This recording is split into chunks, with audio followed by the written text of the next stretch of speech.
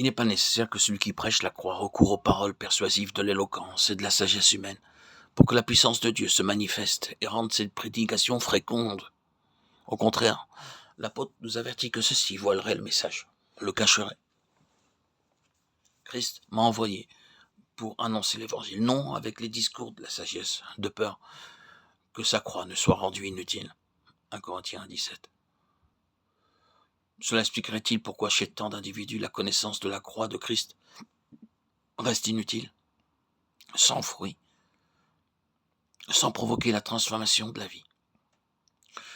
Le prédicateur peut rendre inutile la croix de Christ. Quelle redoutable responsabilité.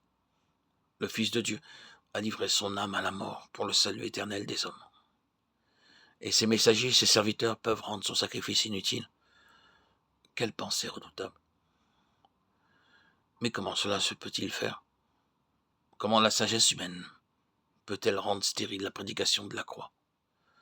Ne serait-ce pas que l'homme préoccupé de rhétorique, de forme oratoire, n'a pas été lui-même saisi par la croix de Christ, par la folie de la croix, où le moi est crucifié, de ce qu'il n'est pas comme Paul, l'esclave de Christ, de sorte qu'il se préoccupe surtout de la forme de son discours et attire l'attention sur le messager plutôt que sur le message, sur la forme plutôt que sur le fond, sur le serviteur plutôt que sur le maître. N'avons-nous pas le droit de penser que la prédication de la croix doit être le message qui touche le plus directement, le plus profondément, le cœur du Père? Et ne comprenons-nous pas qu'il refuse de bénir quiconque se sert du message au lieu de le servir? Dieu refuse que ceux qui annoncent la mort de son Fils en dérivent quelques gloires pour eux-mêmes, quelques encens. La tragédie du calvaire doit être présentée à un monde qui meurt dans toute sa tragique réalité. Et des fleurs de rhétorique y sont aussi peu à leur place qu'il eussent été autrefois de vraies fleurs tressées ou suspendues à la croix par les témoins de l'agonie en Golgotha. D'ailleurs, le thème même du calvaire ne se prête pas aux dissertations. Il n'y a rien dans la croix, rien dans son horrible réalité, rien dans la prédication de son message qui puisse servir d'aliment à la vanité ou à l'orgueil. Il faut que ceux qui annoncent la croix soient eux-mêmes crucifiés par la prédication du calvaire.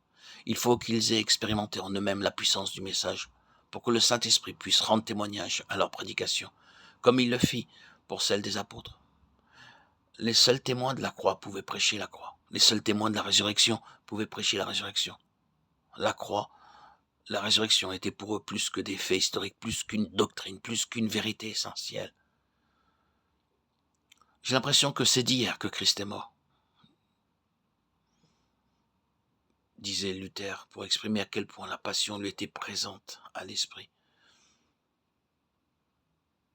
C'est ainsi que le Saint-Esprit révèle la croix encore aujourd'hui à ceux que Dieu appelle à l'annoncer, de sorte qu'ils sont auprès des hommes porteurs d'un message vivant. Et même ce message les possède, à ce point que toute pensée d'eux-mêmes est consumée. Ils ne s'inquiètent plus de la condamnation ou des louanges. Mais le cœur brisé par l'amour qui leur a été révélé, ils proclament aux pécheurs que leur seule espérance est dans la mort du Fils de Dieu. L'apôtre Paul eut cette révélation du calvaire.